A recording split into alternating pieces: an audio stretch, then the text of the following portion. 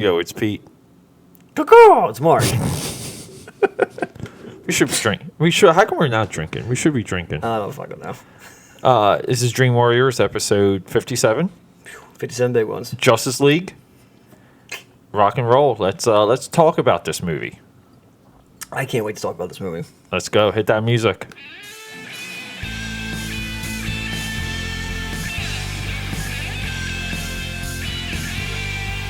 Oh my god. Yeah.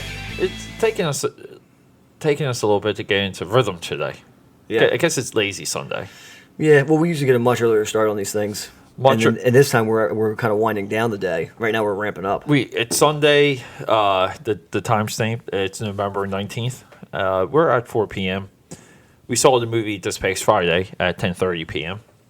And we didn't have a scheduled recording. And I thought about that. Yeah. I said, hey, we should record about the movie as soon as possible because we'll be liquored up. I think that might have been the problem is we were a little too liquored up. And a good frame of mind. Well, I think I wanted the movie to sit. Yeah. I really did. I wanted us both to have like a solid day of just kind of doing other things that didn't involve movies and comic books and franchises and shared universes. Yeah. And to kind of do things, have almost like, like just moments away from this stuff and then eventually have it sit back down and and this little marinated as it would. Right. And this conversation is mostly targeted around you because I feel like you're more of the theater going audience.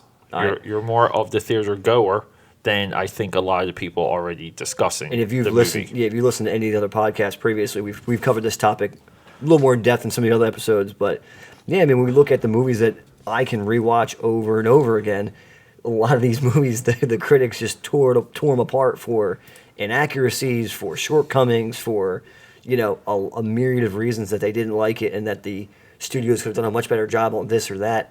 And at the end of the day, sometimes you got to just get your head out of your ass and realize that it's a superhero movie.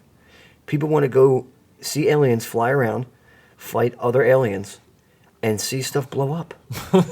Just want to see. Like, it doesn't have to be this, like, historical accuracy from the comics.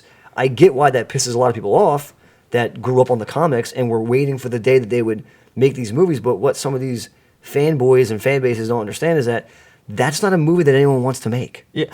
So watching this movie. So where were you before we saw this? Like you were.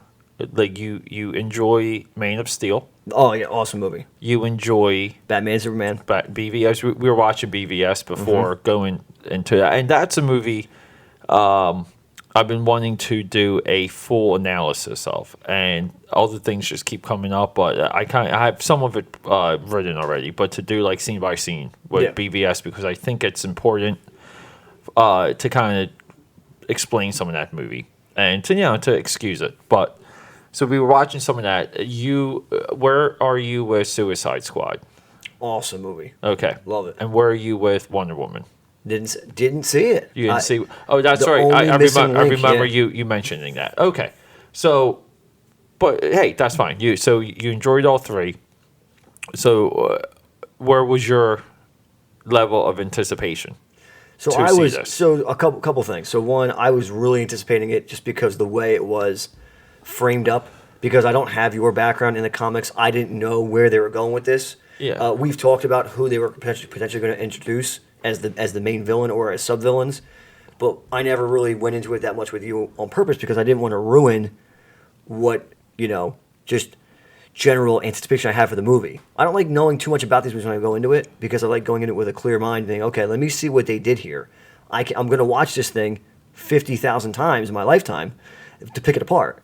But I want to go into it with I'm just excited to see what they took and then what they did with it because it's uncharted territory. Yes. They haven't done these before. It's the first time we're seeing some of these characters on film, period, like within the movie realm. Yeah, like Flash and Aquaman and even Cyborg have all been in Smallville and those WB spin-off stuff. Yeah, like Paramount shows But this is the first time we're getting just everyone is in the movie. It's all like a shared unit. Like I hate using the term shared universe, but these movies are related.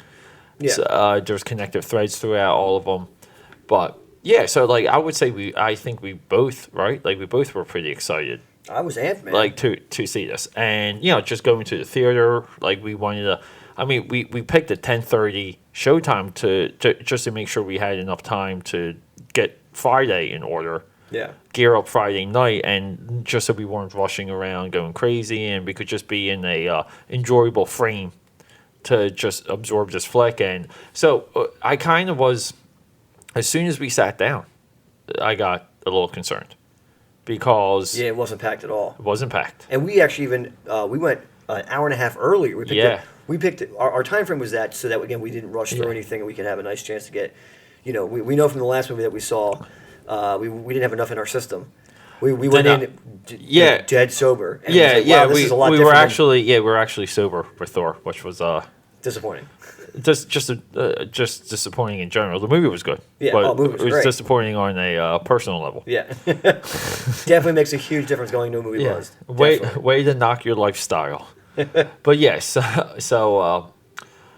this one. As soon as we walked in, I was expecting just a little bit more people. The theater didn't seem to fill up. No, Didn't seem to fill up at all. plenty empty seats. Plenty empty. Yeah, I mean our row. My whole side. was empty. Yeah, Yeah. like we could have just. And I only had 3 people next to me, and there was Yeah. a space, a seat between us. And there was that annoying lady. Could you turn off your light on your phone? It's hurting my eyes. I can see it in my peripherals. I'm like, Yeah. well, we're sitting right next to you. Hopefully, you can. You're right. You- Yeah. You don't have an issue with your eyes. Yeah. Thank goodness. Good to know your oculars function. But we were feeling good. We were able to get in a couple cocktail bottles of some vodka, some Tito's. Accoutrement. Yeah, I took before we left. I hammered down a shot of Fireball. Yes, you did, sir. With you had almost like a carnival Well, it type kind of spray like when you, it was like like I coughed, trying to blow towards the and place. then up. it was like it just like sprayed. It was like It's like the gas of a dragon's tongue. yeah, like Ricky the Dragon Steamboat when he blew fire. So we were feeling good. We had great Uber driver on the way in, Two, we had Jose. both there and going. Jose, dude, I was telling someone about Robert yesterday about how when he was telling us about his brother, and I was like, Robert, I was like, tell me you won't punch that dude in his face because he was telling. So this driver tells us how much money his brother makes, and he just bought this house in the Hamptons, and he pulls the house up. Yeah, and from starts the showing up Hamptons, the pictures, and he's going on and on and on and on, and he's just and I was like, how much you won't punch him in the face, Robert? And he goes, well, time up, torture him, and have sex with his wife in front of him. And then we were just like, Whoa, we were like, oh hey. We were like, that took an unexpected turn. yeah, it was just off like, the all bridge. right, are we there yet? Robert, not having a good. Then he goes from that into how like Robert he's- already turned up. Yeah, and then he's like, actually, my brother's pretty good. When we get all the guys together and he pays for them. What the? He went from 100 to 0, like backwards. And then Jose was probably probably most likely to get some sexual allegations filed against him and other Uber drivers. But he has to get famous first, or else no one's going to come out. That's true. Yeah. If he's not relevant in the media, then you're not going to get attacked. Yeah. So no one cares. So at this time, Jose, the guy that took us to the movie theater, was just telling us how drunk girls show him boobies all the time, and he sometimes grabs them. He asks first, though. He said, I did ask if I could touch him. Sure. And she said, why couldn't you? He's like, okay. Sure. Or why wouldn't you? Sure, Jose. Yeah. I'm sure she said that. And then even Robert was saying that he had 2 drunk girls in there the previous night wanting to go down on his John. Right? He lost me at one to type his brother and screw his brother's wife. Yeah, that was. I think I blacked out the rest of the conversation after that point. That was pretty sudden. So, but yeah. I took a wicked hardcore turn to yeah. Yeah, so in all, Justice League was a pretty good night, right? Dude, it was awesome. Like, we saw the movie and then we dipped out and went back to our No more rendezvous spot in Center City, Philly. The Rap Shack. The Rap Shack. Hey, it doesn't matter. You can just say it's the Rap Shack. That's true. Yeah. Shout out to Scott and Eve. Whoop, whoop. Yeah, because Rap Shack royalty. Because anyone that knows me knows I'm at the Rap Shack, so it doesn't even matter. Same here. People ask me like, "Oh, when's the last time you've been to the Rap Shack?" It's been like 3 years since I've seen them, and the first thing in conversation is, "Oh, you still go to the Rap Shack?" I love it. But yeah, that was good. I can't believe it. I still can't believe like Liz somewhat covered for me, because when you were asking her like how many times she's seen me in there, and she's like, "Oh," she's like, "Not many." And I'm like, you were working at least 2 times I was in here with someone. Yeah, Liz. But I don't know. I think she does it just to downplay it in general. I think she does it for everybody. Like that goes on a regular. Like, oh no, not that often. Like to make it not sound like you don't go there all the time. Liz, it's Mark. You don't have to cover. Yeah. It's just Mark. I'm not having sex with Mark. Not this time. Yeah, not right now. Not right now. Okay, so but in all, like when we walked out of this movie, we're bring us back. Like where were you when we exited the highly anticipated Justice League? I mean, I like the movie. I like seeing a lot of those kinds of movies in the theater for the first time. It's just something about just it. Fun. It's just the experience of seeing it on a huge screen. Yeah, seeing where things go, seeing it unfold. Yeah, just trying to understand like what's happening. Yeah. You're legitimately in a room designed for tunnel vision. Yes, right. Tunnel vision for the tunnel vision. But it just for the win. We've talked about this a little bit. You know, even after. And I usually don't like siding with the critics, and I'm not really siding with them here. But there was just a very, very small part of me that was kind of just like, I thought there was going to be another level of something, just something, like whether it was a prelude to, you know, who the main villain was on behalf of, or because we kind of did a dark side conversation. Yeah, off of a statue. Because you were asking about Darkseid, and then I have the William Packwood sculpted DC Darkseid statue, back when statues were statues, not giant hulking messes as they are now. But I was asking a question.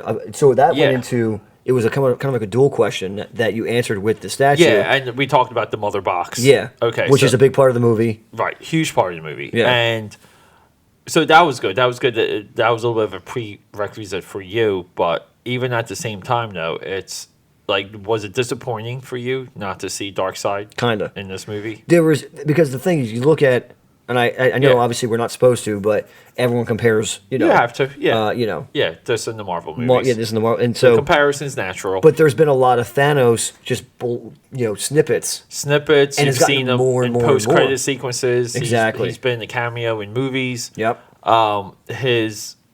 They've been alluding to him. I mean, even Guardians of the Galaxy Volume 2 doesn't show him, but they speak about him, and you actually understand more about who he is through what Nebula expresses about him, and how he would just every time she would lose, he would just add a robotic limb to make her better. Yep. You know, and it kind of gives you a good insight into the type of character he is, what his intentions are, what he's capable of. And so I was hoping that this movie would have something just with Darkseid, just a teton of a titter. Yeah, something even just a voiceover in a dark room of just in a chasm in a cave somewhere or whatever. And nothing.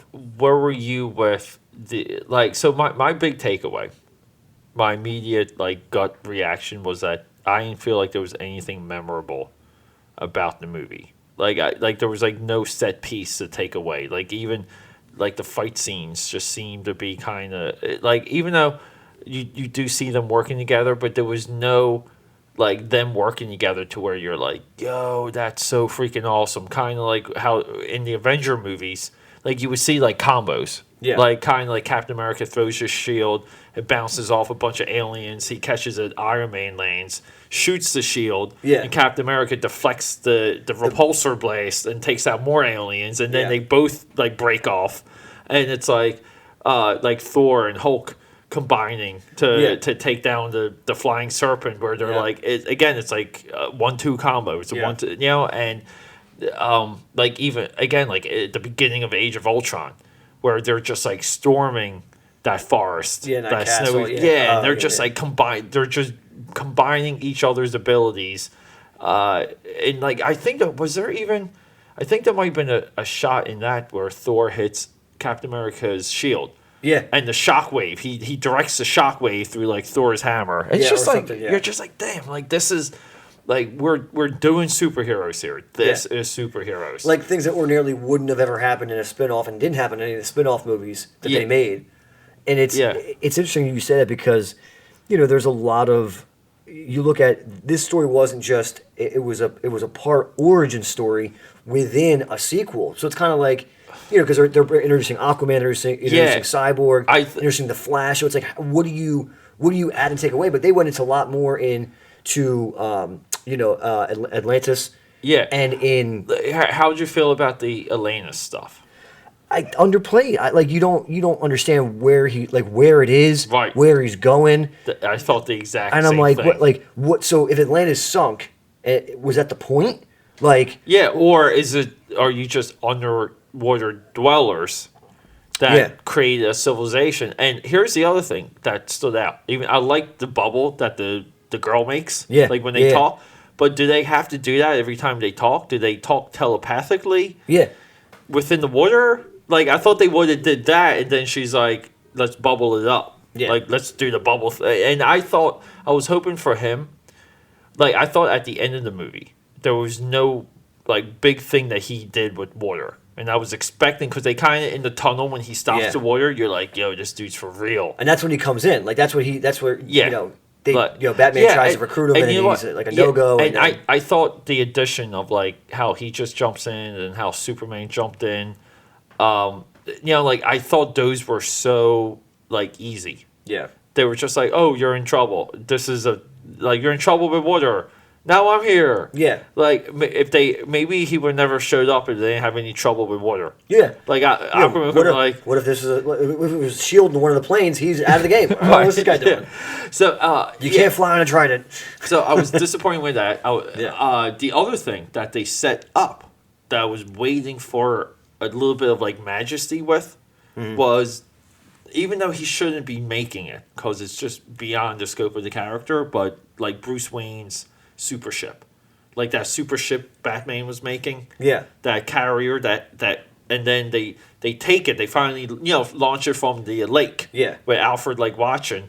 And it just gets shot down, gets destroyed in the next scene. Yeah. And there's no I thought he was developing that to take on an onslaught of the parademons, the insect dudes. I thought that was gonna be this formidable thing because he's been seeing this danger coming. Yeah. And now he's developing a super weapon to take out the danger, which is exactly what the character should do. Batman. Batman's always one step ahead. Yeah. Whatever. Say I think that it's a stupid, higher end technology and that. Yeah. Yeah. But I was that happened and I was okay then. And I thought the design of that ship was just horrible. Yeah. It was a really nothing. The silhouette of that ship was not even memorable. I think the design of the Stay With Meek Mill's bus is better than the freaking. Yeah. We thought it was a real bus for half the freaking day, and I'm like, looks like an old stuff. They just bought an old bus and put a thing, stand for Meek Mill's with. I'm like, oh, okay. Mark and I was having a post workout McDonald's feeding earlier, and Mark was hanging out with me, and we kept seeing this bus drive by McDonald's in Center City, and it was a nice looking bus, nice design, but it's also glowing letters, there's LED letters, and it's just this whole thing. But it was, more thought went into that than I think into the Batman. I think so. Yeah. Super vehicle. And I just felt like Aquaman did not get a big moment at the final. And usually what the Marvel movies do so well, even in Guardians of the Galaxy, even in the second one that a lot of people criticize, even in Age of Ultron that a lot of people criticize, those movies had moments of power sets within the finale. Remember at the end of Age of Ultron when they're all in the cathedral thing? Yeah, they're all surrounding each other, and then it's the onslaught of the robots comes in. Then it's Thor, Vision, and Iron Man take out Ultron at the end, and they're just blasting him with their power, and you're yo, this is comic book. That's a comic book panel. Yeah. It's a big And idea. the power from their combined rays Yeah. started to actually melt the. Yeah, he's all like. And what's the vibranium, which is apparently the Right. strongest metal known to man on and Earth. he's all like Freddy Krueger looking and all broken and shit. Yeah. And he realizes that like the metal he's made of, his whole being is starting to melt, and he literally has to retreat, or if his face melted off, like like in Face Off with John Travolta, which is a awesome throwback movie. Face Off. Face Off. Oh, Face Off. Oh, I get it. Yeah, Sean Archer. His face comes off. Shout out to Sean Archer. Yeah. Shout out to Castor Troy. Oh gosh, I love that movie. I talked about this on another episode of this awesome podcast we're doing, where I just felt like the face-off idea for an action movie should be updated every few years, and you just get two actors that would be opposite and put them in the movie and make them do the same thing and give it like a different plot. Like change the plot, make the same thing happen, and then like franchise becomes this like anthology. Yeah. Where it's like Kevin Hart and Jason Statham. Where it's like Halle Berry and Charlize Theron. Like well, they did a parody of that, but more of a magical side with Jason Bateman and Ryan Reynolds. Yes, pissing in the water fountain and they switch. Yeah. Well, the Switch movie is look. It goes all the way back probably to the mid '80s. There was like a few movies. What was the one with? There was one where two of them touch an idol, and I think it's the kid from Wonder Years. It's like Fred Savage and Judge Reinhold, and they both touch an idol from like South America, and they swap. Oh, I forget. Yeah, there was like two movies that were like really big in the '80s that did that same thing, and it's funny. It's always funny when you do the swap, but you can do the swap with the face-off idea, but it's action driven. Yeah. I mean, look, you can get The Rock, Dwayne Johnson, and Vin Diesel and Face Off, which would be amazing. I'm trying to think go crazy like Jackie Chan and Jack Black. Yeah, or like Jackie Chan and Jet Li. Oh yeah. Like just I don't know. Like you can do so much, but yeah. So anyway, let's bring it. Yeah. So I was kind of so there's things I liked about the movie, but in all, it just to me it was just another DC comic book movie, not on par with Marvel. Yeah. The one thing that occurred to me while I was watching it is that it was another real estate scheme. So one of the criticisms for the older Superman movies, going back to Christopher Reeve 76, 77 one, where like Lex Luthor is doing a real estate scheme. Like he's shooting off the nuclear missiles to hit fault lines to sink California because he bought all the land on the coast. What would be the new coast? What would be the new coast? Because he makes a line that says, he's like, my father once told me, and then his assistant's like, get out. He's like, no, ha ha ha. My father once told me that stock markets will rise and fall, this and that. He goes, but land, they will never make more land. Yeah. And which is actually like a good. A lot of billionaires who are in real estate say the same freaking thing. Exactly. It's actually like a good takeaway. So and then what happens is, you have that series, it fades away, and it comes back with Superman Returns, and Lex Luthor in that movie. Which now this is like somewhat of a continuation of the '70s, like Superman Returns. That was like another real estate scheme where he's creating Krypton on Earth.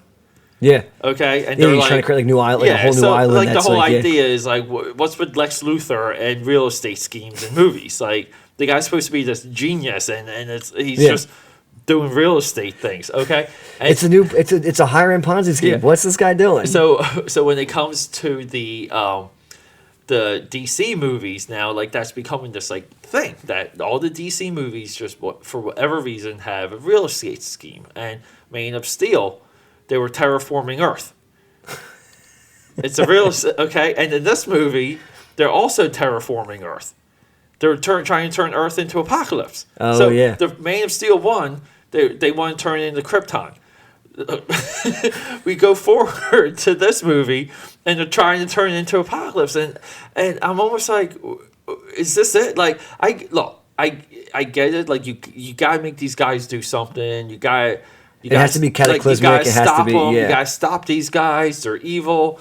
But I was just watching the movie and I didn't even care.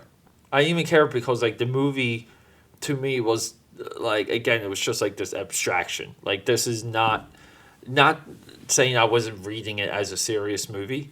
Yeah. The quality of the movie didn't have me invested into the movie. And I didn't care whatever the thing was at the end that they had to stop. I didn't care. We all knew Superman was going to come back. And we were talking about this while we were eating, where like Superman comes back and does the entire work of the Justice League. Yeah. So why are they even together? Yeah. He surely got all of them together and been like, look, we're all smart people. We have to figure out how to bring back Superman. Yeah. Like, can we bring back the Man of Steel so he can stop this guy? Yeah. And let's just, like, I feel like that should have been the plot for the movie, where, like, we need to bring back Superman because we stupidly killed him in BVS. Yeah. And we're not powerful enough to, which is, it kind of bothers me because I'll just spoil Wonder Woman for you. So Wonder Woman ends with her fighting Ares, the god of war. Ares? Yeah, Ares. Really? Yeah. And she fights him and beats him. Like, she beats him with her, like, Wonder Woman power. Yeah. Okay? Which was all just, like, effects. Yeah. Like, glowing lights and stuff. Yeah. Okay. And I thought that was a problem. The reason why I thought that was a problem is because she struggled against Doomsday in BVS. Yeah. And you're almost like, you killed a god. You killed a god in the 1930s where Wonder Woman takes place. Face forward to modern day, you can't beat Doomsday. And then face forward to Justice League, you can't beat another god because technically Steppenwolf is their god. And that's what that flashback was. Like, it was like the War of the Gods. Yeah. It was the Greek gods versus the like new gods or the gods of the apocalypse or whatever. And it was like a god war. Yeah. Okay. And so technically Wonder Woman could like kill this guy because you killed someone of equal power in the other movie. And now like I just view her power set as like, I thought they cranked it up in Wonder Woman. You're like, yo, she's like comparable to Superman, but you didn't see it in BVS and you didn't see it in this movie. The only part, according to the only part you see it in is before they join the team, where she saves those hostages in London. She literally the dude empties the clip. Of an blocks it all. of an assault rifle. Right, and you're like, yo, she's like faster than a speeding bullet, right. which is that Superman's quintessential, one of his foremost lines. What is that? A bird, a plane? Superman? Oh, faster than a speeding bullet. Faster than a locomotive. Right. Well, okay, if she can move at the same speed, why did they do a parody with? I know the age-old thing, the way the movie ends. Spoiler alert. Yeah, between the two having a foot race. Yeah, which is like one, but that technically was wrong too, and no one addressed this. Is Dream Warriors exclusive. No one addressed this. That Superman is flying. Yes. Versus the Flash is running, which is friction. Yeah. Running is I get it. The Flash harnesses the Speed Force, but running is friction. Flying is not. Like, there's less friction in the air than it is by running. It's not even fair. Like, of course you could fly quicker than someone running. Like, you can. Yeah. Okay? But the way how they did it back in the original, the original comic, it was Superman running and the Flash running. They were running. They were having a race, not a who's quickest thing. Yeah. Like, the movie completely missed the boat on that, and I didn't even think it was cute because I'm like, you even have to read the story. It's on the cover. Like, did we not do that? Did no intern hoping to make his way through like Warner Brothers development want to impress someone and be like, guys, I googled that thing we talked about yesterday in the meeting, and here's the cover. And you know what? The Justice League here's the cover. The Justice League animated series did that. They did an episode of them running. The cartoon did it. Oh god. The cartoon guys Googled. And I'm just like, and I just view it as they're like. Here's what I didn't like. I didn't like the treatment that I think the director got, Zack Snyder, because I think this movie was designed to have a certain look. And then there were shots in the earlier trailers that they changed. Okay, where like it's nighttime out and they made it dusk or dawn, and they brighten up some of the suits. Okay, and I'll show you like some of these. Yeah. Okay, and I think Zack Snyder, who I love the look of his movie. You know, he directed Man of Steel, Watchmen, Sucker Punch, 300. Yeah. The a lot of great movies on that list. Yeah. Okay, I like so much of his stuff. I really do. I like his sensibilities. I like that he just kind of makes like, you know, like bro movies. He makes movies that are kind of that appeal more to men. Yeah. Like, and I'm not whatever. Like, who doesn't? right. But to me, he's like another Michael Bay. Like his movies have a gloss, a shine, and I don't mean like appealing to men. I just mean like there's like a sexual nature of I think his movies and the way how he shoots. It's like it's very sexy, and I'm drawn to that. But and so they Enter Peter the Moth. It was easy to see that they went into this movie and they turned up like they turned down the darkness. Yeah. And it was more bright than BVS and these other things. Mm-hmm. And I don't think Red Letter Media, these guys on YouTube I follow, the one dude called it, and it blew my mind that he called it because it was one of my exact thoughts while I was watching the movie, which is when you brighten up the scale. Yeah. Okay. When you go lighter, the armor, like the suits, don't look the same because he designed them to be darker. Yeah. You know, like the Batman, like having like the patches all over his body. Yeah. Some of the Flash stuff, like I thought the Flash's armor, like with the lines, like just looked a little bit. It really didn't seem to like fit, and like to me that stuck out. But you can kind of see maybe someone, you know, maybe from Warner Brothers saying, "Look, like we're kind of." Like we're messing this up. Like this direction's not favorable. We need to like maybe try this, and they did what they could. Yeah. And it's an obvious like mix, like it's a juxtaposition or whatever that juxtaposition. Yeah, that just fails. Yeah.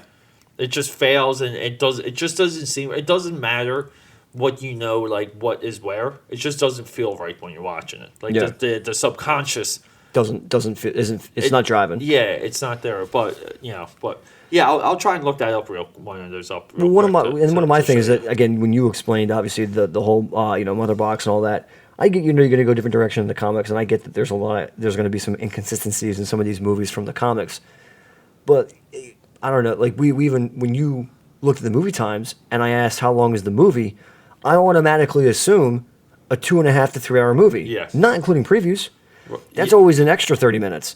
I'm like, and when you said it's only 2 hours, I'm like, wait. How is the Justice League movie, which you combining characters that don't have their own backstory yet, so you're going to have some kind of explanation as to either where they're coming from and how they're coming in.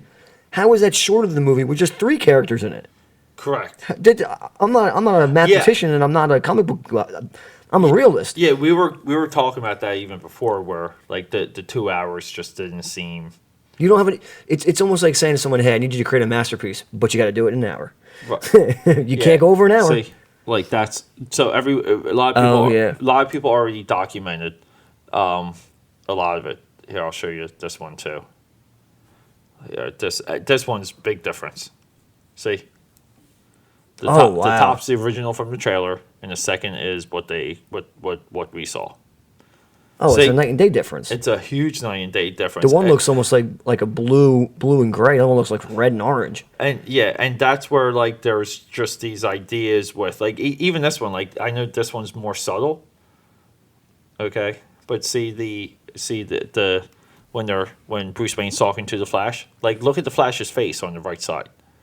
Yeah. See how it's like it went from monochromatic to adding hues and adding flesh tone. So they went through the entire movie and they just spent more money. We discussed this before we sat down. $300 million. Yeah, let's throw these numbers out there. So what was it worldwide as of today? Was what? 281 million worldwide. Domestically, it's at under 100. And what was the budgeted cost, not including advertising? Yeah, 300 million.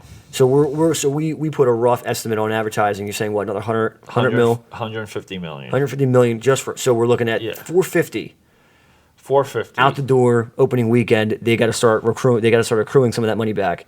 And right now, so 450 is the number, and they're only at 280, Correct. Yeah. 281, whatever. So they're way under. So like they have to hope the next 2-3 weeks are great. Well, here's to even just break yeah. even. Here's the funny thing. They originally was going to be Justice League, like part 1, part 2.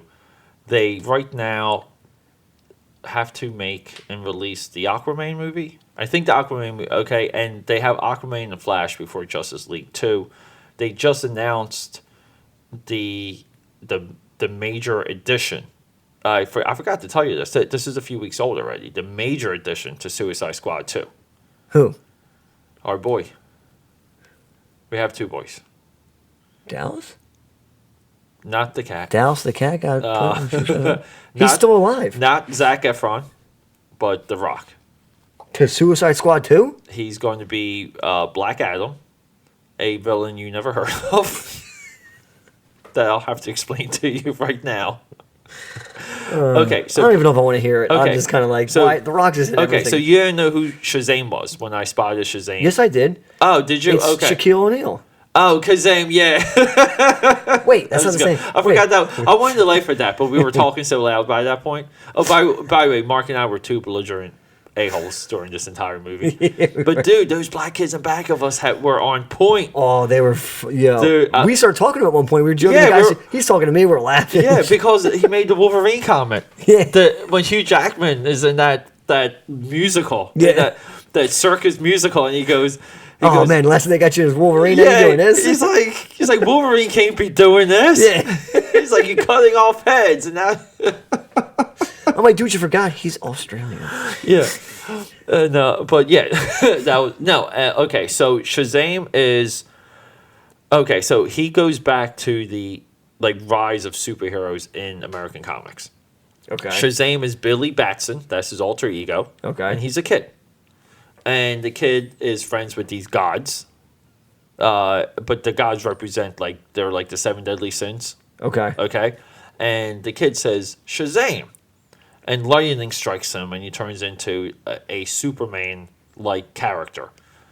Essentially, just like Superman, he has, a lightning bolt on his chest. He's red and wears a white cape. I remember seeing this at some point when I was younger, but I can't. And he wields lightning power like Thor. So he's like Thor, Superman...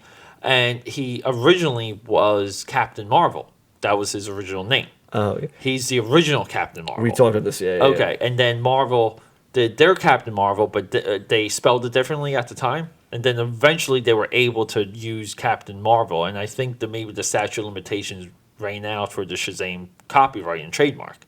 Oh. So the Captain Marvel became just now this company could have it. They could share it. So they share Captain Marvel, but they refer to Captain Marvel now as Shazam because he says Shazam. Okay, and that. So throughout the modern age of the comic book, like DC Universe, they've rose Shazam up to be at a level where he could compete with Superman. They're they're toe-to-toe type power-wise, okay? Now, the funny thing, though, is that Shazam has a dynamic opposite villain. Black Adam, who is a murderous psychopath. And there's been multiple times in the comics where he's literally just ripped through and killed groups of heroes. People you kind of know, it was kind of cool. You're like, oh, okay. And then you're like, no one's going to die in this scene. And it's Black Adam just rips off heads and rips people in half. And you're just like, damn, okay, Black Adam. So why would there be a character of that power and equivalent? How does he get goosenecked into Suicide Squad? This is exactly what everyone said. Everyone's saying you're now giving Suicide Squad potentially another supernatural villain that they should not. And that's the only fault of Suicide Squad is the Enchantress. Oh yeah, they're not matched. You don't buy into them fighting her. Yeah, because the girl's like, hey, I have a portal to another dimension right here because I'm that powerful. I can turn people into my zombies. Yeah. You have a baseball bat. And fishnet stockings. Yeah, and my brother just killed your most powerful member. Yeah. So, Who was like a demigod Yeah, almost. right. Of fire. you got a guy with boomerangs. You have a guy with a gun. You have a girl with a baseball bat. You have another chick with a sword. I think we're done here. Yeah. Like, do we have to do this fight at Dude, the end? but the sword smokes. Yeah, the sword smokes. It smokes. Yeah, but I thought they were going to do, since they set up that her sword catches souls. Yeah. I thought at the end of that movie, where I was trying to like figure it out, I thought that was going to be the part, like something was going to come out of the sword, and then you're like, okay, now we have like there's something else that can, and that's why she's there. Yeah. That's why Katana's there. Yeah. Like, and I'm like, yo, you're smart, and then I'm like, they're Not so much. Not very smart here, guy. I'm just going to go.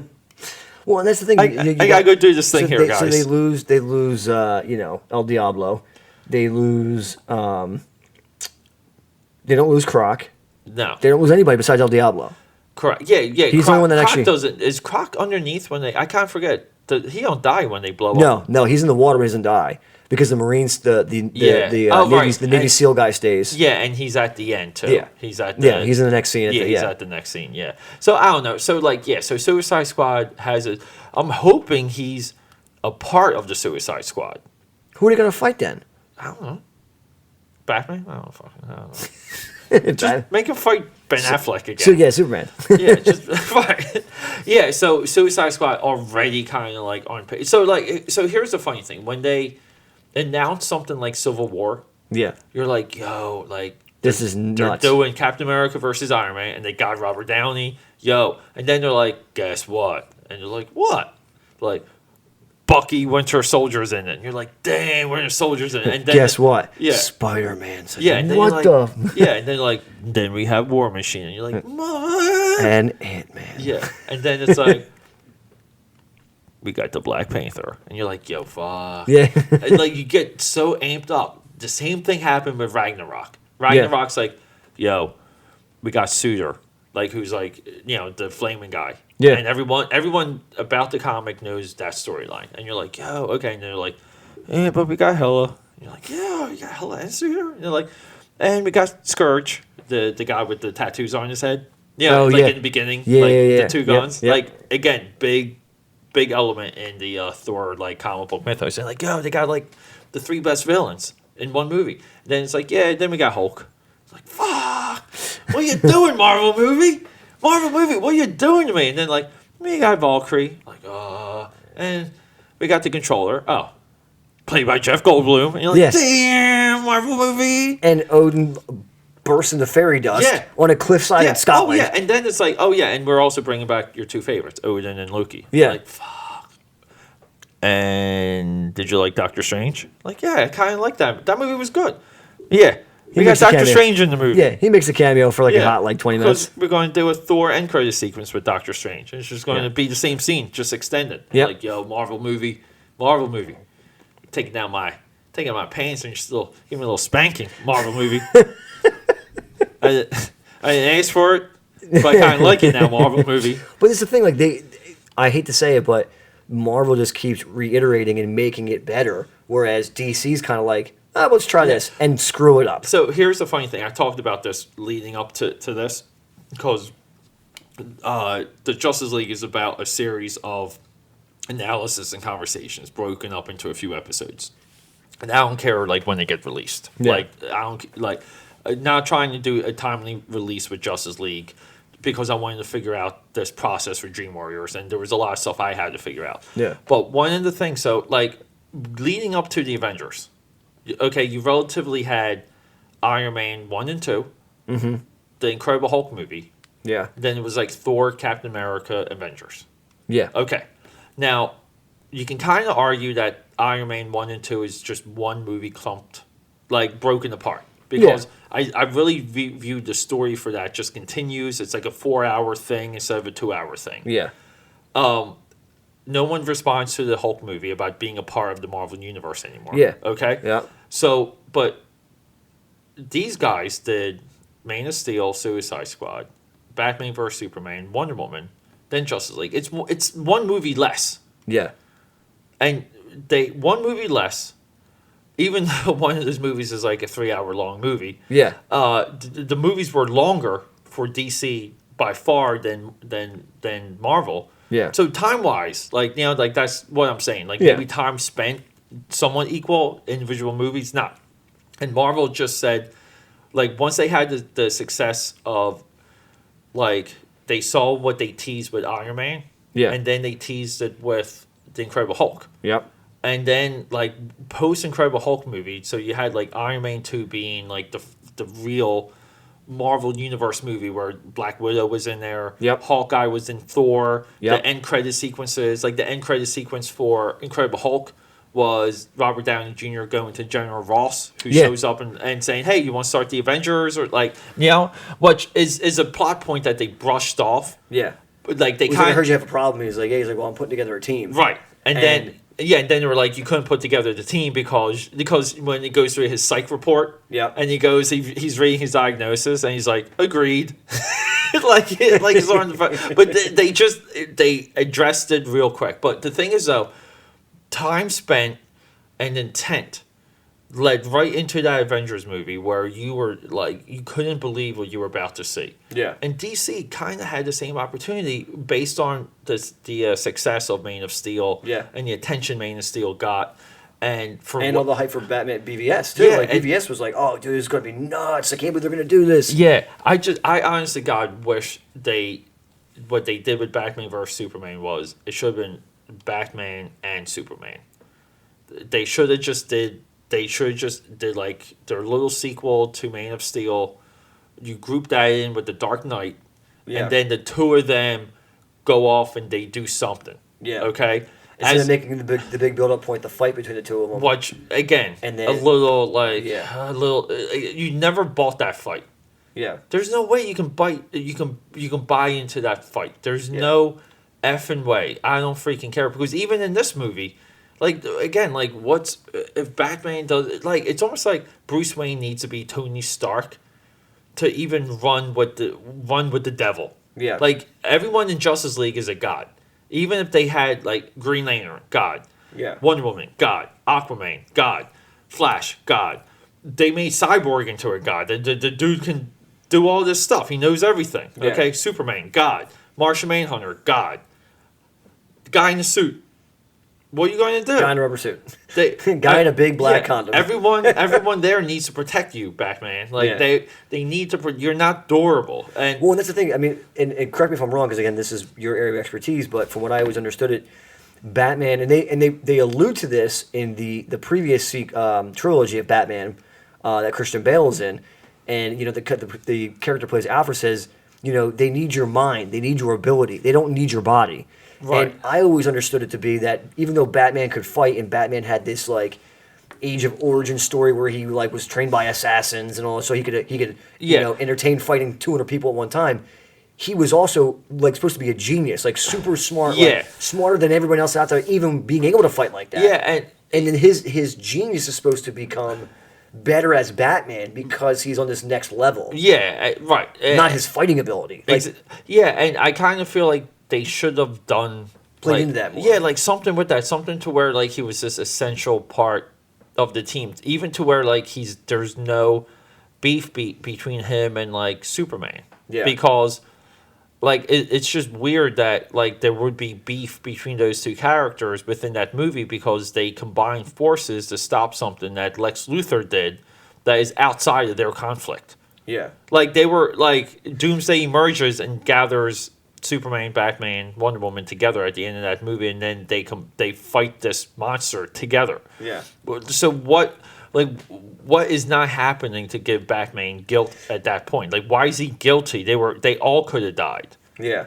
Like he Well, could and the have other thing I died. didn't Wonder like- Woman could have died. And the other thing I didn't you like know? about the only other thing that I really didn't jive well to me. It's not that you didn't think it was going to happen because you're essentially creating like a zombie Superman at first. Yeah. I kind of hope that they would have went a little further into that, like almost like a Bizarro type Superman, which I know is not the same thing. I know that's an alternate universe where Superman is opposite of the way he is on Earth, but I kind of would have hoped that it would have been a longer process to get him back to normal. Not like we're gonna fight for 30 seconds and then just bring in Lois Lane. Well, no, Like, come on. when they start fighting, if that was the rest of the movie, and he somehow got like went up one of those like portals, the boom tube, Yeah. and went to Apocalypse. Like Superman, like evil suit, like confused back from the dead Superman, Yeah. was somehow manipulated by Steppenwolf. Yeah.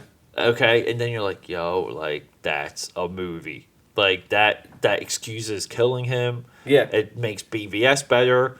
It creates this like other side of like the Dark Knight of Batman where he is guilty and doubtful, maybe like bringing back things with his parents where he just feels helpless. Yeah. Like, and you're like, because even from that, it's like make the Dark Knight feel helpless in a situation.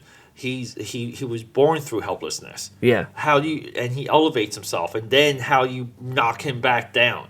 Yeah. Like do something like that. And it gives you another opportunity to bring us to the different like red kryptonite. You can introduce like a whole other thing to where the next movie Superman comes back with Steppenwolf, or Steppenwolf sends him back first, and they have to take the first 30, 45 minutes of the movie to transform Superman back into Superman again. Right. And it takes this whole different spin that no one saw coming, because what are you going to make, 15 more of these movies? No, you're going to make 2 or 3. Yeah. And it's going to be over. The run's going to be over. And you really going to be able to introduce that in 2 or 3 movies? Probably not. What did you think of how this movie opened?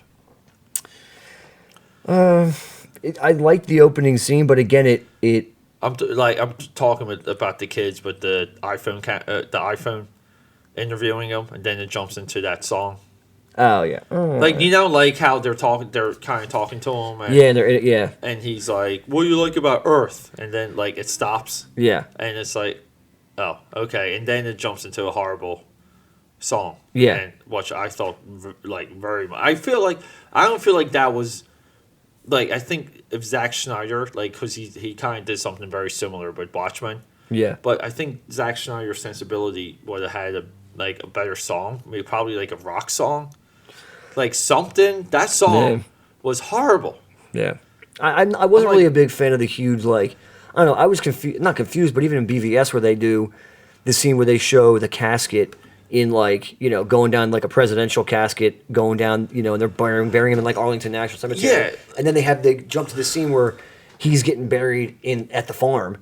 Yeah. But there's like 50 people there. And I'm like, well, who are all these people? That was confusing. Yeah, because Superman had a funeral and then Clark Kent had a funeral. Yeah, I'm like, what the And then, like, that's how they do. Like, they have to bury something even though it's not him. Right, yeah. And I get that. Like, they had to make a statement. Yeah. But, like, the other thing is, and this leads into the last scene with Lex Luthor in the cell, and they're like, they know throughout the stars that God is dead. And it's like, well, you're probably going to bring him back in the next movie. Right. Yeah. Like, right. Exactly. Yeah. And the other thing that really felt weird for me was, who was it? The Flash and Cyborg digging up Superman's grave. Oh yeah. Like in hoodies, like Trayvon Martin style, digging up, just digging up Superman. Yeah, just digging them up. Like he's buried. Like he's buried. Like they didn't bury Zod in BVS. Like he was scientifically held. Yeah, he was being held captive. If we followed like the rules of that movie, but they just throw Superman in dirt, and they're like, "There's no one that would take his body." Well, again, we're going off the basis that nobody put anyone that knew that Clark Kent was actually Superman. We're not making the connection that they weren't going to do anything to him because they knew who he really was. I get it. I get it, but it's still kind of like I'm watching that scene. I'm like, oh my god! Like even with that, they don't. What makes me laugh is if you're going to stay true to the same storyline from BVS, they show the scene where he's buried. The cemetery doesn't even look anything like where he was buried. And there's like all these other cemeteries. Like there was only 2 or 3 other people buried where he was buried out in the farm. Yeah. What are you doing? Or Clark had the fake body. Clark had the empty casket, and Superman was in Arlington or whatever. I guess. Unless that, like, I don't know. That's what I'm saying. You don't know. It's just. But here's the other thing. So the rules in BVS. Maybe we'll end it with this because I'm just coming to this conclusion now. BVS. There's Zod and Lex Luthor. Yeah.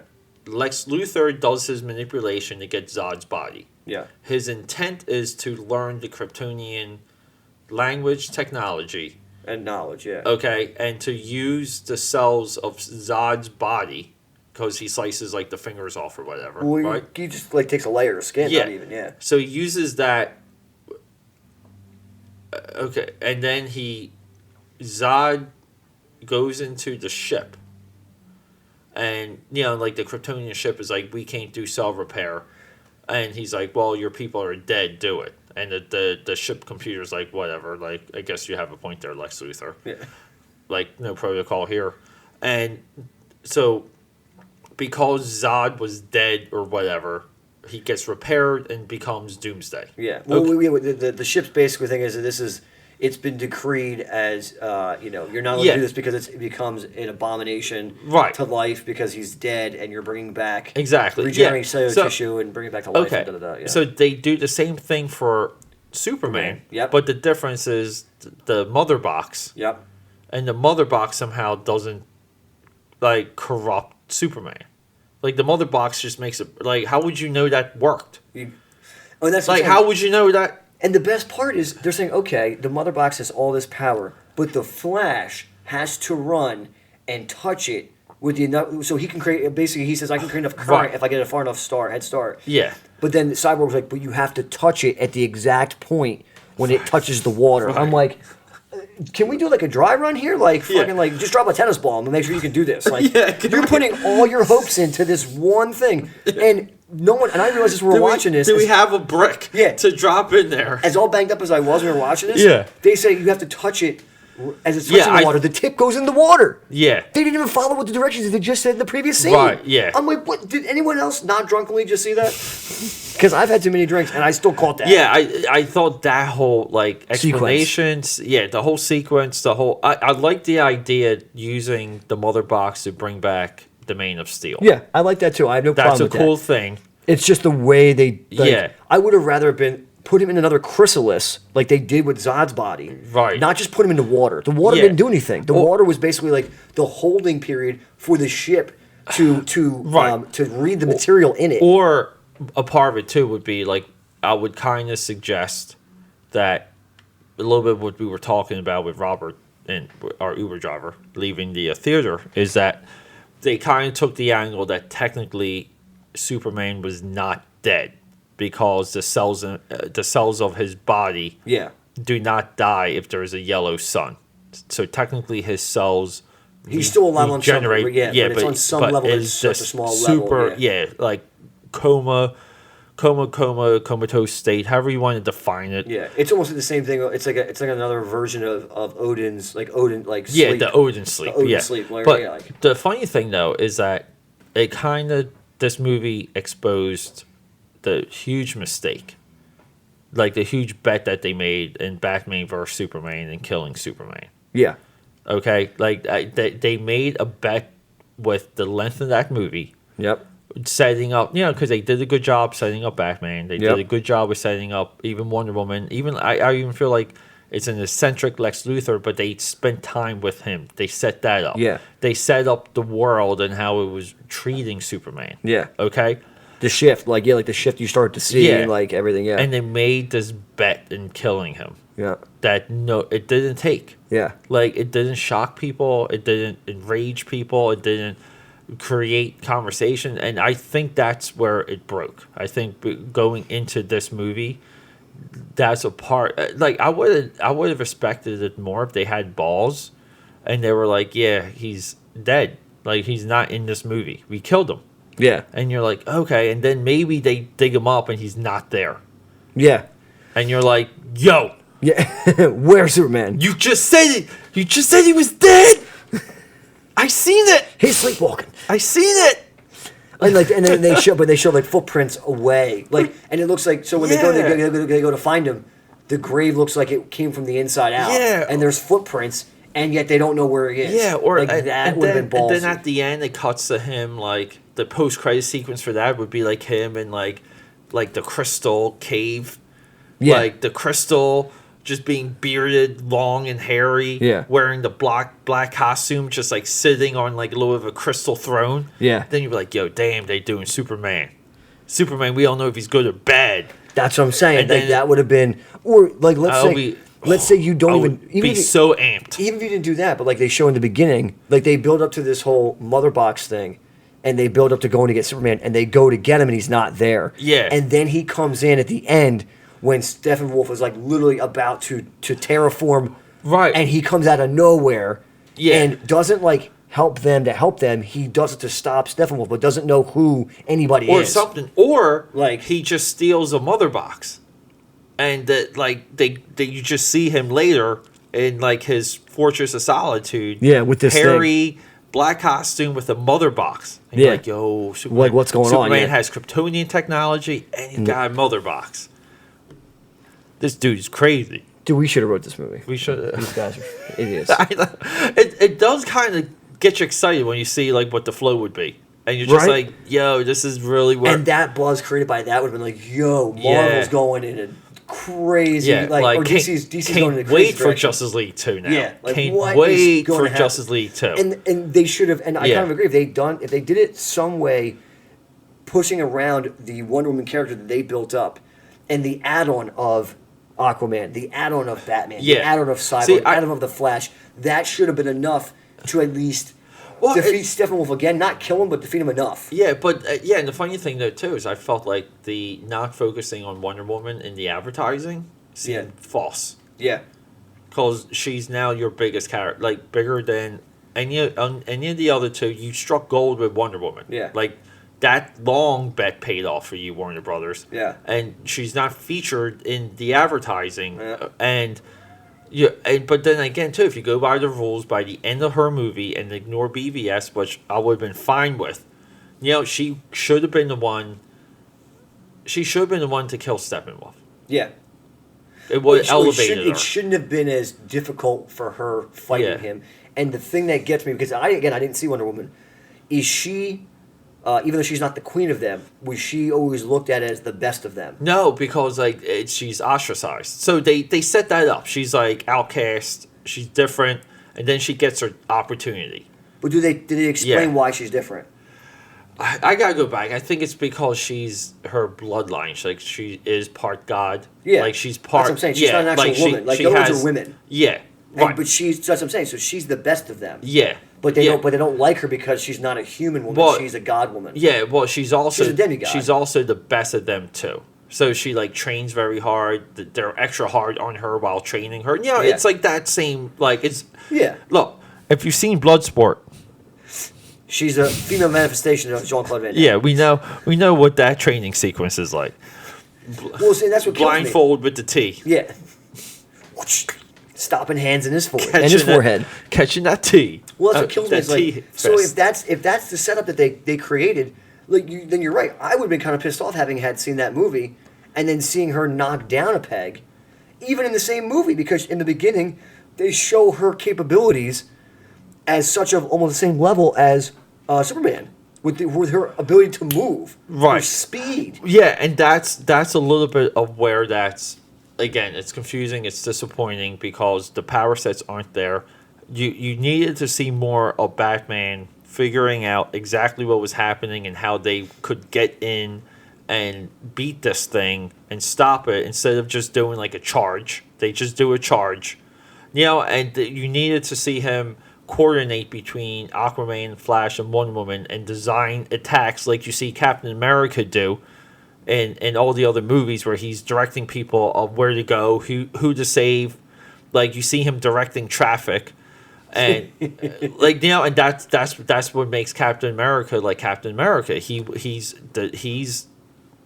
doesn't play checkers. He kind of plays chess. He will design the attack. He will design the barrage, the onslaught. Yeah. You don't see that in The Dark Knight. You don't see that. Like, it's almost as if, like, when Superman comes back at the end, if it was kind of like if Batman was like, hey, like, you're late. Yeah. You're late, Clark. Yeah. And then you're like, you're like, you can't surprise Bruce Wayne. Bruce Yeah. Wayne's on top of it. You dummy. You Well, dumb and that's alien. something- I feel like they've gotten away from the Batman character and what his main quintessential thing, which they joke about. And he's like, "What's your superpower? I'm a billionaire." No, his superpower was more essentially not that he's rich, but that he's still a genius, even though he has money. Like he's a genius, which is what makes him a better billionaire because, dude, you got like let's just go from a realistic standpoint. Let's say Batman was a real person. Yeah. This dude is spending billions of dollars, right? Billions with a B, if not more than that, on technology, on designing his armor, on designing his stuff, and yet he's still balling like a billionaire. No billionaire out there right now is buying up machines and creating like a super carrier. Right. Like they wouldn't be billionaires anymore. They'd be broke. Yeah, but and that's So like he's so smart that he makes even so much more money that he can spend billions on that and still be a billionaire. Yeah, it's. I would have liked if they played with that to where like Bruce Wayne has like a little bit of a, like there's more people supporting him that are with his cause, because like they kind of say that he's been doing it for 20 years. Like he's been so. Like he has people working with him to design and build things, and that would have been like a shift on the Batman mythology that kind of makes sense. Yeah, almost like a mini, like not like a full blown Shield, but like a mini version. Yeah, like he has his own crew of like 5 or 6 people that like he's got his machinist, and you know what, he's got his they may IT guy, and they may not even know who he is. He can still be Batman to them, but he has worker bees. He has his minions. Yeah. And they kind of touched on that a few times in the comic. They did with this one thing called Batman Incorporated, but it was more like Batman was like there was different Batmen in different cities and like around the world. Yeah. And okay, like you're setting up franchises and stuff, but it's still like not having this engine behind you of people designing Batmobiles and hey, we might have this problem. Yeah, and this is the technique, because it doesn't make any sense that he's that far physical and then that far mental. Like he can't be both. He can't be a genius and then like the world's greatest CrossFit champion. Like he's not Richard Froning and he's not Bill Gates. Well, but didn't the comics? But I mean, I get that. In reality, he can't. But didn't the comics kind of set it up to be that way? No, the comics always kept him as just this insanely intelligent guy that was a little bit crazy. He was a detective first, and he was one step ahead. And like the one step ahead was this idea that they played with a lot, meaning that they did the storyline. I'm pretty sure it was it's the Tower of Babel. And like what Babel is in Babylon, the Tower of Babel, where they try and build the tower to heaven and it falls in the Bible. Yeah, it's Tower of Babylon. Okay, okay, I'm sorry. Yeah, I'm the Tower of Babel. Yeah, you are. Yeah, we're kind of babbling here. We're gonna have to cut this off soon. Yeah, but So, but in that storyline, like what happens is that he gets voted out of the league, and the reason why he gets voted out of the league because they find out that he has a contingency against each one of them. And he has found a way to beat them all in like a moment in case they go rogue, which is what they touched on in BVS. And you're like, they're cherry picking some of the good stuff here. Yeah. And Superman's like the deciding vote. Superman's the one that decides that he should leave. But the Tower of Babel is just this idea that he's one step ahead. But it's hard to do that in movies when you have this villain that's like underdeveloped. Even though I liked a lot of the things Steppenwolf said, I just liked his presence. I like guys like that. I like Ronan from Guardians of the Galaxy. That's just this like fanatical. I'm gonna cleanse this universe. And he had like more of an objective, like realistic objective than Steppenwolf. Yeah. But just the idea that it's like there's a problem and the Dark Knight can come in and he'll find the solution. He'll find the angle, and it'll be what you're not expecting. Yeah. And that is what you need to see when he's lined up with the Justice League. Yeah. Because that's the only thing he can bring to the table is this intellect. Angle. Yeah, an angle and an intellect that no one sees coming. And they didn't do that. They didn't build that up. Yeah, I would have been fine too if they armored him. I would have been perfectly fine if they changed a little bit of the nature of the character. Yeah. And armored him up like he was in BVS. Yeah, like he doesn't need spandex. Yeah. He can be a little Iron Man. And let that be, because that's a cool visual. Yeah. That just looks and isn't that awesome. And for the small handful of years I actually did read the comics, I believe in the animated series and in the comics they did, when he got older and he didn't die. Right, exactly. And Robin split off, he had to have a mechanical armored suit to still be Batman. Yes, he did. And they touched on that too in Batman Beyond. Yeah. And the Batman Beyond suit that Terry McGinnis wears in that series is a mechanical bio yeah. armor suit Yeah. because he's old and crippled, and he still designed something that the older version, like the 60-year-old version of him could wear, yeah, could still be effective and could still fight it. Yeah, so why just put that here and they it makes sense. Yeah, and you could have done the same thing with taking the alien technology, like Lex Luthor got access to Zod's body. You can do anything with the Kryptonian stuff. Yeah, like it's Kryptonian technology. Like, and I would think that since Lex is in the picture, he's one of the last biggest billionaires in the area in between Gotham and Metropolis. Yeah, how is it that Lex could get access like that, but with all his connections and still being relevant and not in prison? How could he not get access to anything on the ship? And then all of a sudden they just get on the fucking ship. Right, exactly. Like wait, what? Like right. How did that happen? Yeah, and how does he not have? Why wasn't able to take something of that and again mix that into his Batman world? Like, you know what? When need be, I have this suit, and then now the time comes, I need this suit. Yeah. Well, it's the also thing too is that Batman has access to all of Lex Luthor's files, so he knows everything Lex Luthor knows. Yeah. And it's still kind of like it's almost like, well, you should be doing insane things because you have all of LexCorp. And then you have all of like Bruce Wayne's company. Yeah. And it's kind of like Enterprise and LexCorp. Yeah. Yeah, and then it's kind of like, all right, but at that point, like Lex just should have been like, well, I'm going to sue you, Bruce Wayne, for industrial espionage, and I can prove you downloaded everything. Yeah. Asshole. Like in the movie, like that would have been my post-credit sequence. Like Bruce Wayne in the courtroom, with like all in cuffs and his people have been like, damn, you don't mess with Lex Luthor. He knows the law. He rained it down on you. I think we just covered a lot that it shows. Unfortunately, there was too many driving forces in the creation and in the storyline of this that they didn't go enough into things. It didn't hit home. Yeah. It didn't have anything really memorable. It had good moments from here and there. Like, again, we were talking about earlier today, we loved the Superman spotting the Flash, Apocalypse, Quicksilver scene that we already saw. And he's like freaking out, like, what the? Yeah, he's freaking out because the guy's turning. He's turning, and he's like, oh, shit. Yeah, oh, which is awesome. Like, he almost like literally crapped lightning in his pants. He did. When he saw him like that, he's like, oh, dude. Yeah, I thought that was good. So there was some good. I think it's a repeatable, watchable movie if you just want to put something on. Yeah. To me, it's not a destination movie. Yeah. If someone asked me if they should go see it, I would say no. I would not even recommend this movie. I would say if you can see Thor, because even like at the end of Thor, when it's him and Valkyrie and they're jumping from ship to ship. Because even when that scene starts and they have their getaway like orgy ship, it's your birthday ship, okay, and you see the fleet behind them. Yeah, there was even a moment where you're like, how are they going to get through this? Yeah. Because everyone's shooting at them. Yeah. And then they just start jumping from ship to ship. Yeah, like wreaking havoc. In no ship, with no ship. Yeah, they're jumping from. It's like so freaking cool, and you're like, that's a combination of powers. This is how we use a combination of powers, where you see two people.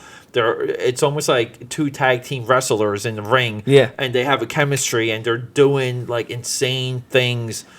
And I hate to say, but I mean, I think a lot of it comes back to also, as crazy as a concept as this is, empathy, being able to put yourself in someone else's shoes.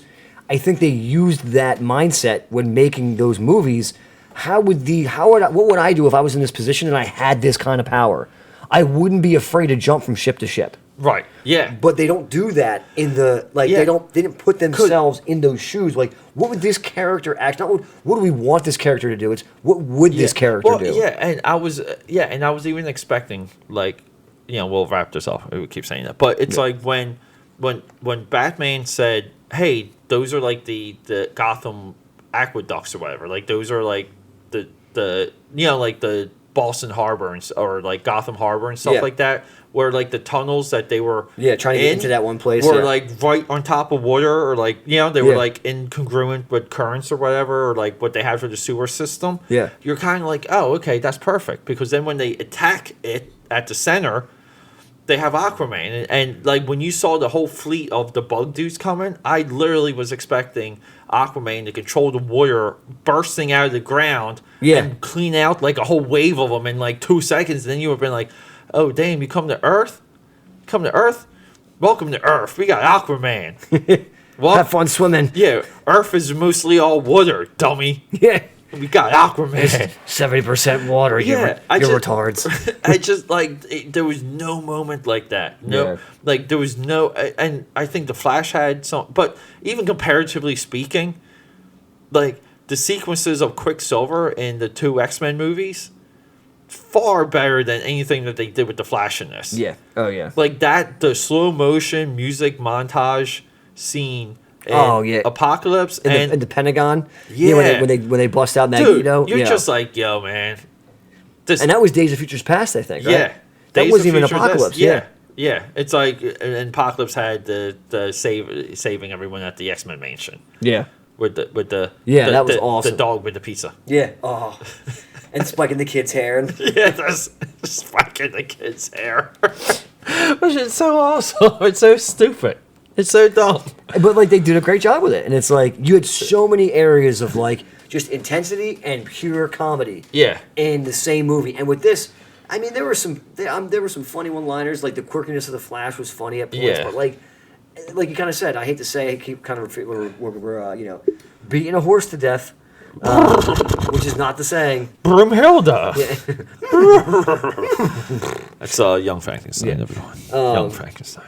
But I mean, it's one of those things where again, if you're just a fan like me and you want to go see them bring Superman back to life and you want to see what they put together and you just like watching crazy action sequences, it's not a horrible movie if you only pay the $9 per ticket. If you're going to spend $23 on a high def 4K, quantum leap screen, and we were, I was angry when I was looking at the movie pricing for this, where all the other theaters outside the Showtime that we caught, it was like a $10 difference between our ticket and like what? How could you take more than 2-3 people? Like if you had a family. You pray to God you have a small family so you can do movie night. Yeah. What the hell? Yeah. I don't like it, but all right. You get a 15th credit card just for your movies. I need another Amex. I need a line of credit just for the movies. Yeah, I need an Amex Blue. It's a $250 a month. It's a $250 a month payment just to go to one movie with 3-4 people, and it's like hey guys, I'm still paying off Iron Man 3. Lost Boys. I have a charge from the 80s on this thing. Yeah, what damn.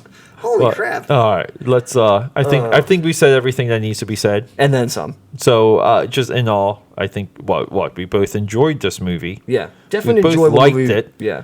Both had fun watching it. Yeah. But it's hard to kind of say it's a must-see. It's hard to recommend it. This might be one of the first ones I've said this about. Yeah. Out of the ones we've reviewed together. Yeah, we were amped. You and I both like Man of Steel. I like Suicide Squad. I love Suicide Squad up until the end because I just don't buy them fighting. But even though she's a hot girl and Harley Quinn's hot, so I'm like, well, I'll stick with it. I'll eke my way through this. Yeah, and we like BVS. Yeah, we like the things in BVS. So hey, not anything can be a home run. I mean, you're gonna have to have a fail every once in a while. I mean, in the movie industry. Till next time, this is Pete. This is Mark. We're signing off. Dream Warriors. That's right, buddy. And we're going to rock and roll. We got Thanksgiving coming up too, so maybe we'll do something for Thanksgiving. I wanted to do Thanksgiving movies, and I just completely lost track of this month.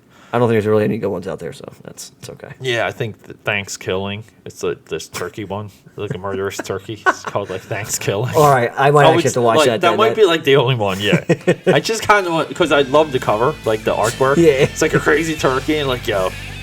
All right, this one I have to watch. Yeah, this is better than Justice League. Oh, anyway, all right, signing off. Have a good day. Peace out. All right.